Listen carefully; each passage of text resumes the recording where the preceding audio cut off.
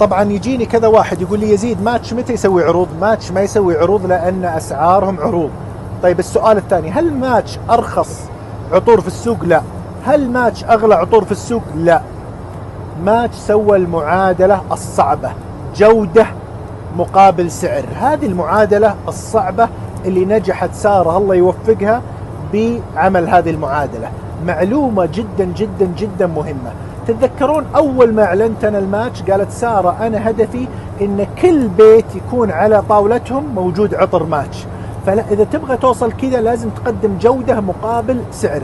مثال في السيارات، هل اليوم تويوتا أرخص سيارات في السوق؟ لا، مي بأرخص سيارات في السوق.